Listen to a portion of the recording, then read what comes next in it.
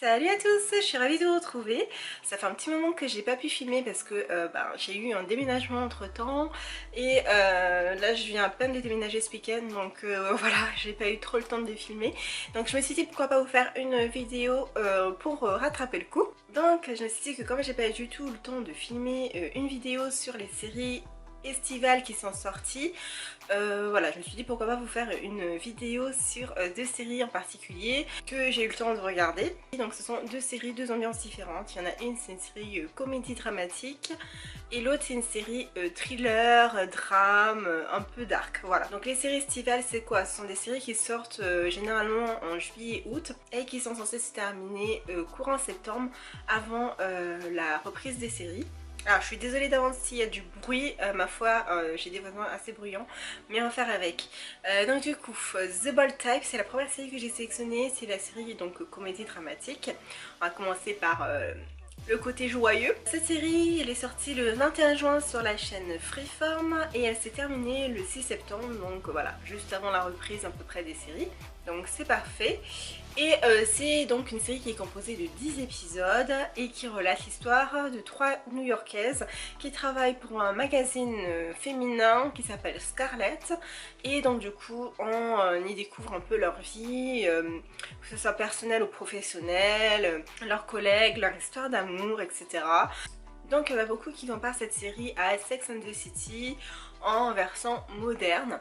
Je vais pas trop m'étaler là-dessus parce que Sex and the City c'est une série que je ne regardais pas. Donc donc c'est une série qui dure à peu près 45 minutes, donc ça se fait assez facilement. 10 épisodes ça passe très vite. Et c'est ce que je demande à une série d'été. Honnêtement je demande pas à ce que ce soit trop long quoi, sinon on s'en sort pas avec les nouvelles sorties et les nouvelles saisons de nos séries qui reprennent en septembre. On peut pas s'en sortir. Donc voilà, une série d'été c'est fait pour passer l'été, pour passer le temps. C'est une série généralement de divertissement. Voilà, donc c'est en soi, moi je dirais que The Bold Type ça fait le job pour ça. Je vais vous donner donc mon avis sur cette série. Si vous ne souhaitez pas avoir de détails sur la série, je vous indiquerai à combien de minutes switcher du coup pour passer à la seconde série. Donc pour ceux qui ont déjà vu cette série et pour ceux qui s'en foutent d'avoir plus de détails et peut-être moins de surprises au final, donc je vous donne mon avis tout de suite. Au départ j'étais mitigée sur cette série, sachant que j'ai trouvé le pilote mauvais. Je vais vous dire la vérité, je l'ai trouvé très mauvais. Et voilà, et donc du coup j'ai regardé le deuxième épisode dans la foulée. Je me suis dit bon ça va peut-être se rattraper par la suite. Et puis finalement c'était toujours pareil. C'est à dire que j'arrivais pas à m'identifier à un personnage. J'ai trouvé les histoires très banales. J'en attendais peut-être un peu trop. Parce que j'en avais entendu parler, qu'on m'avait dit que c'était une super série, donc on me l'avait vraiment bien vendu. J'avoue que j'ai peut-être été déçue sur le moment, donc ce que j'ai fait c'est que j'ai demandé sur Twitter, voilà, est-ce que ça vaut le coup de continuer ou pas, parce que là je suis I'm lost quoi. Je me suis dit est-ce que je perds vraiment mon temps, hein, sachant que j'ai d'autres séries estivales aussi à mater. J'aime bien balayer tout ce que je trouve pas terrible, et on m'a répondu qu'il fallait que je continue, donc je dis bon ok, c'est pas grave, au pire des cas t'auras perdu 10 heures de ton temps, mais c'est pas grave, au moins t'auras regardé jusqu'à la fin, et si ça se trouve à la fin il y aura peut-être un truc de bien. Donc j'ai continué à regarder cette série et effectivement il n'y a qu'à partir de l'épisode 4-5 que j'ai commencé à réellement accrocher. Il faut s'attendre à quelque chose d'assez divertissant, voilà. C'est frais, c'est drôle, c'est un petit côté larmichette aussi de temps en temps qui est pas trop mal, mais c'est pas un truc de malade, hein. Faut pas, c'est pas non plus un coup de cœur de dingue. En tout cas pour ma part ça n'a pas été un réel coup de cœur. Si je devais donner une note sur 5 à cette série, je donnerais 3 sur 5. Pourquoi? Parce que c'est une série à prendre comme telle, c'est-à-dire c'est une série qui se veut être une comédie moderne, donc pour ça il y a tous les ingrédients réunis. En soi c'est pour ça que je dis qu'ils font le job, il y a tous les ingrédients qu'il faut, c'est-à-dire une BO actuelle et plutôt sympa, des histoires d'amour, des histoires de cul, des histoires dramatiques. Voilà, le souci c'est que les histoires dramatiques sont posées de façon très superficielle. Donc, en soi ça fait le taf parce que c'est divertissant et c'est un petit côté dramatique, mais vraiment un petit côté, voilà, c'est très... de temps en temps ça pousse un petit peu vers l'émotion, sans jamais aller creuser vraiment dans le fond du sujet, donc c'est juste ça que je trouve dommage, mais en même temps faut le prendre comme une série comédie dramatique. Faut pas trop lui en demander, donc en soi c'est pour ça que je lui mettrais une note de 3 sur 5 parce que ça fait le taf, on se marre, on a tout envie d'avoir la même patronne que les nanas, on a tout envie d'avoir des meilleures amies comme elle.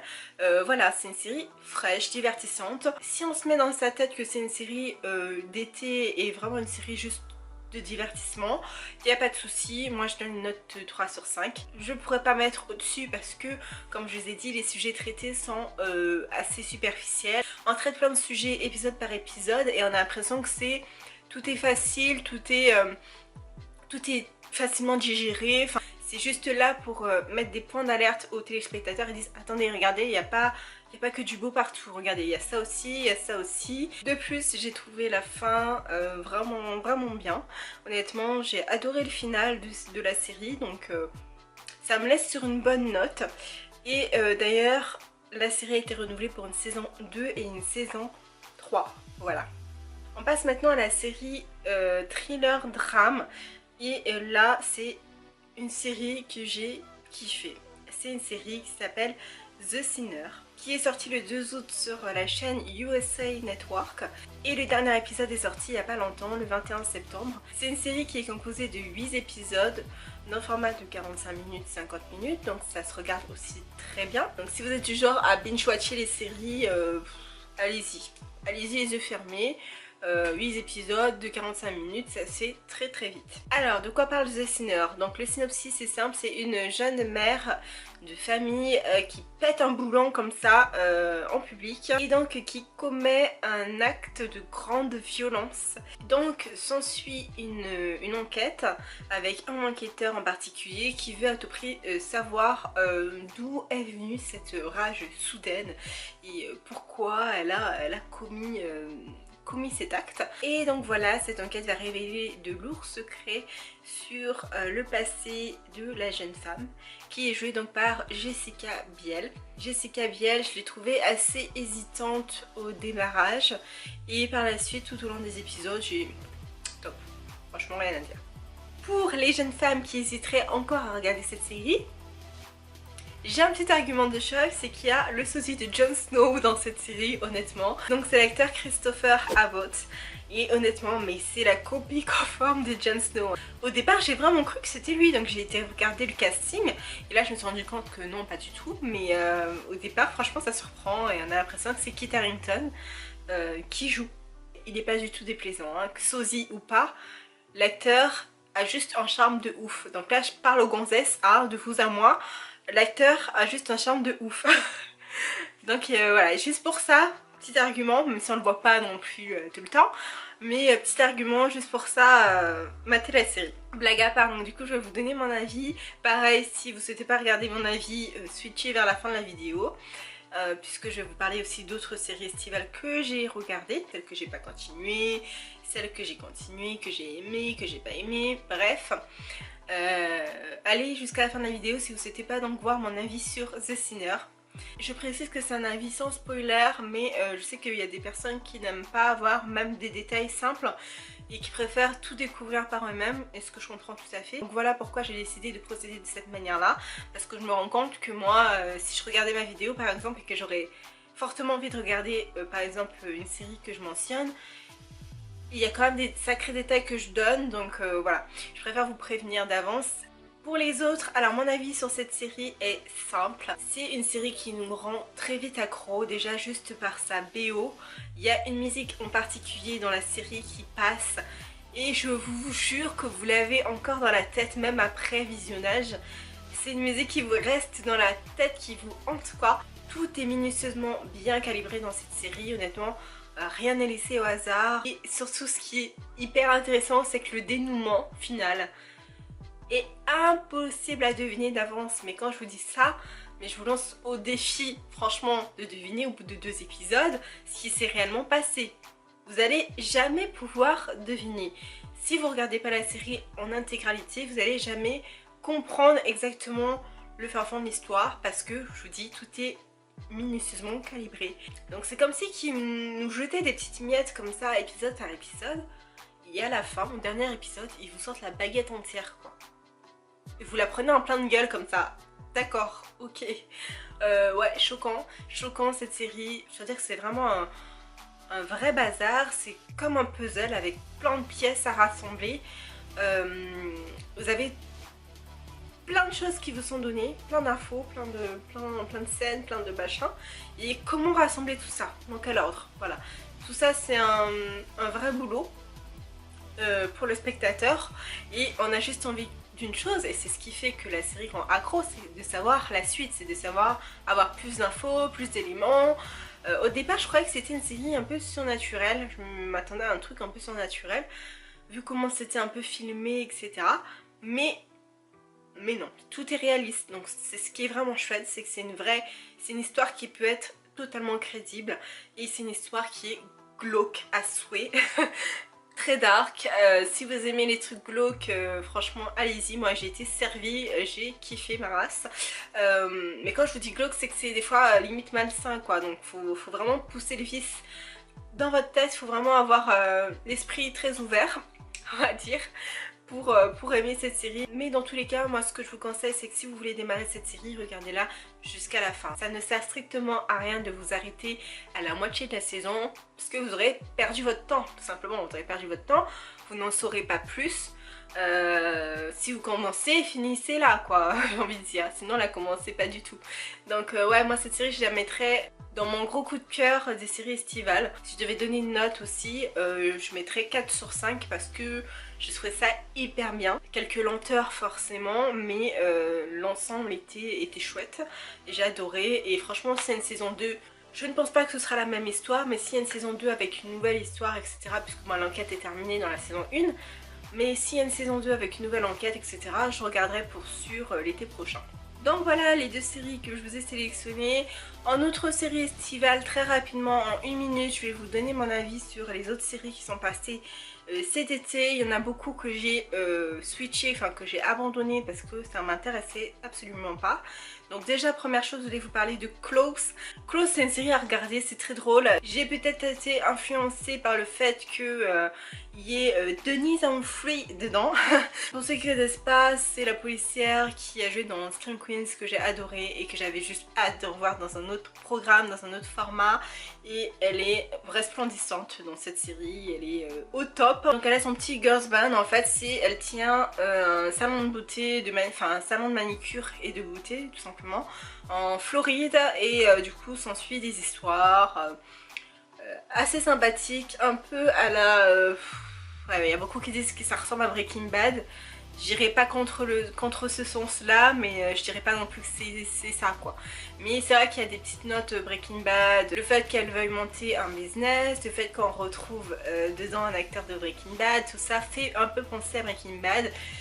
Mais voilà, moi Close j'ai beaucoup aimé et je vous la conseille, c'est très girly, c'est très drôle, c'est très frais, je vous la conseille. Autre série d'été, il y a eu The Mist qui est sortie, qui est aussi disponible sur Netflix et là passez votre chemin, franchement si vous voulez pas perdre votre temps, passez votre chemin, je vous en conjure, mais passez votre chemin, vous allez être vous allez être déception, voilà, vous allez être le mot quoi, vous allez être déception. Faut pas dire que j'ai été déçue, c'est que j'étais déception,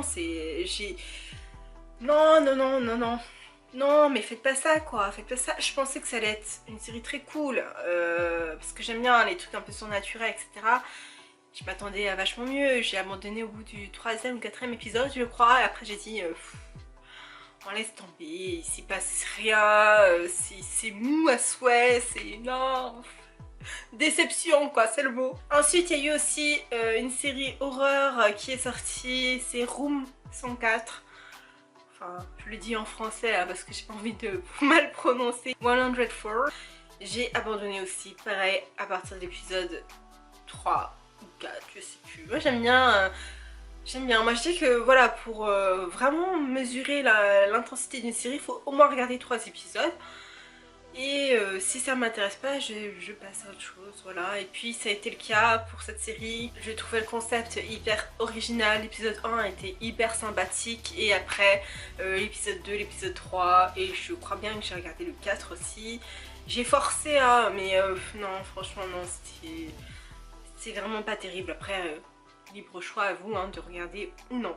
Voilà les dernières séries de l'été que j'ai regardées, c'était The Defenders et j'ai zappé.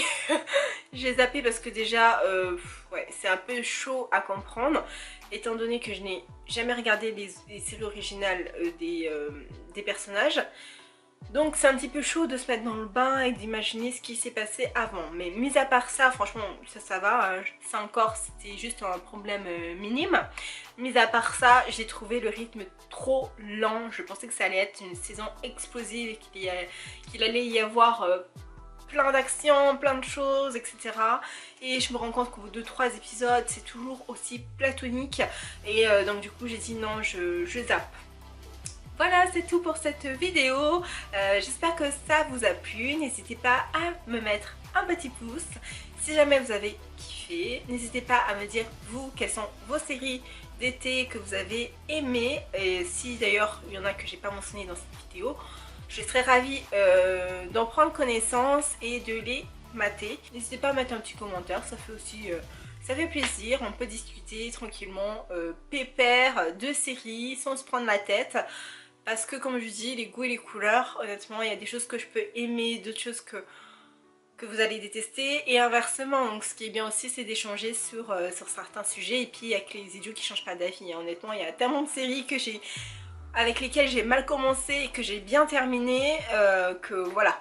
Moi je suis ouverte à toute proposition, donc n'hésitez pas. Abonnez-vous si ce n'est pas déjà fait pour avoir d'autres news et d'autres nouvelles séries. Et moi je vous dis à très vite. Bye.